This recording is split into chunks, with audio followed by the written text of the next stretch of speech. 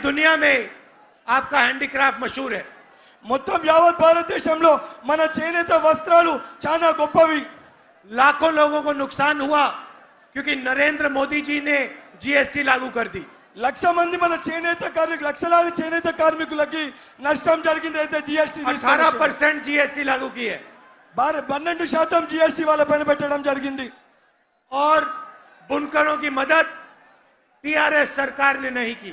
వాళ్ళ కోసం ఎటువంటి సహాయము ఈ యొక్క టీఆర్ఎస్ పార్టీ చేయలేదు।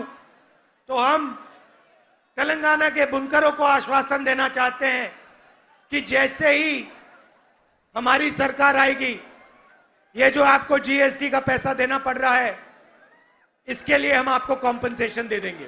మేము మాటిస్తున్నాము రేపు పొద్దున తెలంగాణలో ఆ చేనేత కార్మికులకి రేపు పొద్దున ఈ యొక్క జీఎస్టీ పైన కంపెన్సేషన్ మేము ఇస్తాము। कोई मुश्किल काम नहीं है, ఇది పెద్ద కష్టమైన విషయం ఏమీ కాదు। हमने आंकड़े देखे, आंकड़े समझे और आसानी से हम ये काम कर सकते हैं। ఈ అన్ని లెక్కలు మేము చూసినాము, దీన్ని చాలా ఈజీగా చాలా సులువుగా చేయొచ్చు। आज मैं एक स्टूडेंट से मिला, ఇవాళ నేను విద్యార్థులతోటి కలిసినాను। मैकेनिकल इंजीनियरिंग की उसने, మెకానికల్ ఇంజనీరింగ్ చేసిండా యువకుడు। सालों पढ़ाई की చాలా ఏళ్ళు చదువుకుండు। और जो उसको सरकार ने कॉम्पनसेशन देना था, फी का रिइंबर्समेंट देना था, सरकार ने नहीं दिया। ఆ పిల్లగానికి ఏదైతే ఫీజు రియంబర్స్మెంట్ రావన్నో ఈ ప్రభుత్వం ఆ పిల్లగానికి ఫీజు రియంబర్స్మెంట్ ఇవ్వలేదు। और उसका जो सपना था मैकेनिकल इंजीनियरिंग करने का, वो सपना टूट गया, खत्म हो गया। ఆ పిల్లగాని కళ ఏదైతే ఉండేనో మెకానికల్ ఇంజనీర్ కావాలని ఆయన కళ మొత్తం కూడా విరిగిపోయింది। ఆ కళ సాకారం కాలేదు। आज वो मैकेनिकल इंजीनियरिंग नहीं कर पा रहा है, आज वो डिलीवरी का काम करता है। మెకానికల్ ఇంజనీరింగ్ కాలేక ఈ రోజు జొమాటోలో డెలివరీ చేస్తుండు। तेलंगाना में पूरा का पूरा शिक्षा का ढांचा प्राइवेटाइज किया जा रहा है।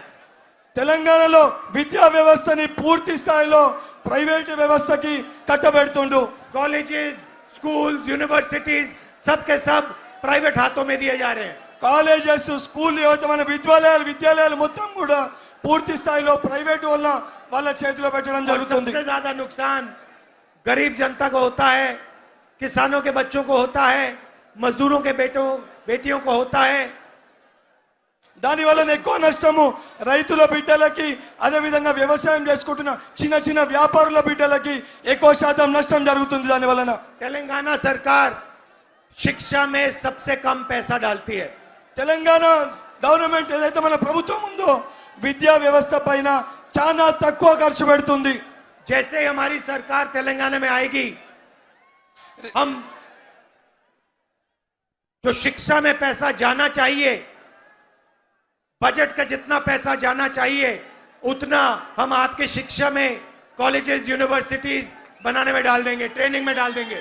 రేపు పొద్దున తెలంగాణలో మా ప్రభుత్వం వచ్చిన తర్వాత ఏదైతే విద్యా వ్యవస్థకి కావాల్సిన ఎక్కువ డబ్బుని మేము కేటాయించి ఏవైతే విశ్వవిద్యాలయాలు కానివ్వండి లేకపోతే విద్యా వ్యవస్థకి సంబంధించిన పూర్తి స్థాయిలో డబ్బులు మేము కేటాయిస్తాం। इससे लाखों युवा अपना सपना पूरा कर पाएंगे। దీనివల్ల లక్షలాది మంది మన యువత ఒక కలలు సాకారం అవుతాయి। यात्रा में आपने हमारा पूरा समर्थन किया। ఈ యాత్రలో పూర్తి స్థాయిలో మీరు మాకు మద్దతు పలికిర్రు। जहां भी हम गए, हमारा स्वागत हजारों लाखों लोगों ने किया। ఎక్కడ మేము పోయినా మీరు మాకు లక్షలాది వేలాది మంది మీరు మాకు స్వాగతం పలికిర్రు। आपने अपना प्यार, अपनी शक्ति इस यात्रा को दी। మీలో ఉన్న మీ ప్రేమని మీ బలాన్ని ఈ యాత్రకి మీరు మాకు ఇచ్చిర్రు। और हिंदुस्तान में बीजेपी जो हिंसा और नफरत फैला रही है, उसके खिलाफ आप सब खड़े हुए। ఏదైతే బీజేపీ పార్టీ మన భారతదేశంలో విధ్వంసాలకు కానీ మన మధ్యలో కొట్లాడబెట్టే ప్రయత్నం చేస్తుందో దానికి మీరు వ్యతిరేకంగా నిల్చుర్రు। नदी जैसी ये यात्रा चल रही है। ఈ యాత్ర నడుస్తుంటే ఒక నది లెక్క ప్రవహమై పారుతుంది। इसमें कोई नफरत और हिंसा नहीं है। ఇందులో ఏ ద్వేషాలు కానీ కొట్లాటలు కానీ లేవు। कोई व्यक्ति गिरता है, धक्का लगता है, गिरता है, सब लोग उसको उठाते हैं, मदद करते हैं। ఎవరన్నా ఒక వ్యక్తి ఈ యొక్క యాత్రలో కింద పడిపోతే అందరూ కలిసి ఆ వ్యక్తిని లేపి మళ్ళీ వాళ్ళతో పాటు కలిసి తీసుకొని వెళ్తారు। कोई ये नहीं पूछता कौन से धर्म के हो, कौन सी भाषा बोलते हो, कौन सी जात के हो, एकदम मदद कर देते हैं। కింద పడ్డప్పుడు ఆ వ్యక్తిని నీ కులమేందో నీ మతమేందో అని ఎవరు అడిగారు, లేపి పైకి కలిసి తీసుకొని పోతారు. यही यही सच्चा हिंदुस्तान है। ఇదే నిజమైన భారతదేశము. यही आपका इतिहास है। ఇదే మన చరిత్ర. और जो बीजेपी आरएसएस कर रहे हैं वो ये- देश के हित के खिलाफ है। ఏదైతే బీజేపీ ఆర్ఎస్ఎస్ చేస్తుందో అది మన దేశ చరిత్రకి వ్యతిరేకంగా చేస్తుంది. मगर आपको ये सवाल पूछना है, वो आपको बांटने का काम क्यों करते हैं? నేను మీకు ఈ ప్రశ్న అడుగుతున్నా, వాళ్ళు మనల్ని విడగొట్టే ప్రయత్నం ఎందుకు చేస్తారు? आपका जो पैसा है वो आप तक नहीं पहुंचता। మన డబ్బు మన దాకా చేరుతలేదు. हिंदुस्तान में 3-4 सबसे बड़े उद्योगपतियों को नरेंद्र मोदी जी पूरा पैसा पूरा फायदा पहुंचाते हैं।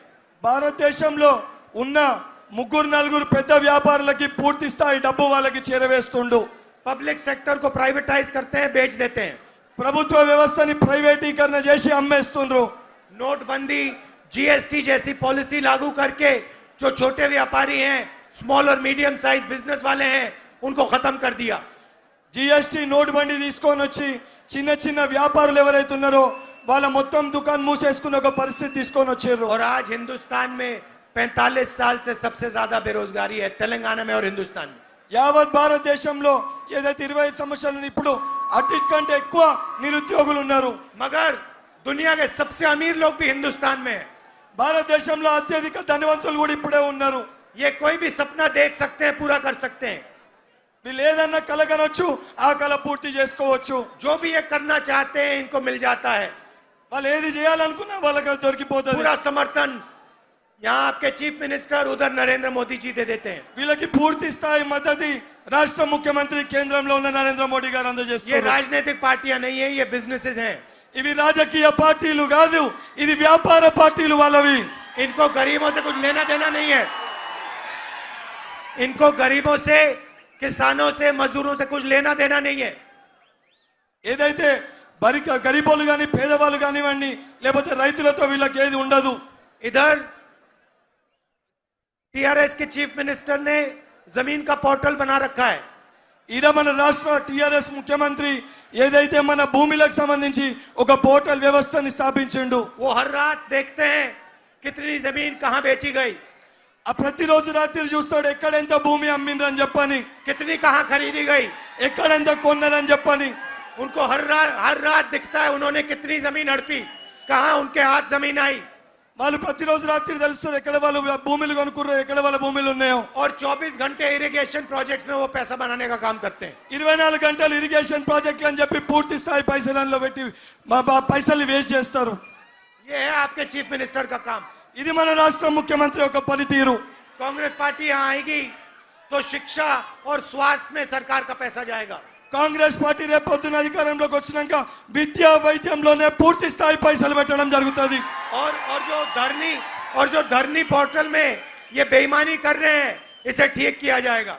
ఏదైతే ధర్నీ పోర్టల్లో వీరు చేసిన ఏదైతే మన భూములు గుంజేసుకుండ్రో దీన్ని పూర్తి స్థాయిలో కూడా సరైన రీతిలో చేయడం జరుగుతుంది. और जो आदिवासियों से, दलितों से उनकी जमीन छीनी जा रही है, वो जमीन और उसका हक उनको वापस दिया जाएगा। ఏదైతే మన దళితుల దగ్గరికి వెళ్ళి గిరిజన దగ్గరికి వెళ్ళి గుంజేసుకున్న భూమిని వాళ్ళకి అందజేయడం జరుగుతుంది. आपने अपनी इस यात्रा को इतनी मदद की, इतना प्यार दिया, अपनी शक्ति दी, इसके लिए मैं आपको दिल से धन्यवाद करना चाहता हूं। ఏదైతే ఈ యాత్రకి మీరు పూర్తి స్థాయిలో మీ ప్రేమ, మీ బలాన్ని పూర్తి స్థాయి మీ మద్దతు ఇచ్చిండ్రో నేను మీ అందరికీ కూడా ధన్యవాదాలు తెలియజేస్తున్నాను. नमस्कार, जय हिंद। నమస్కారము, జై హింద్.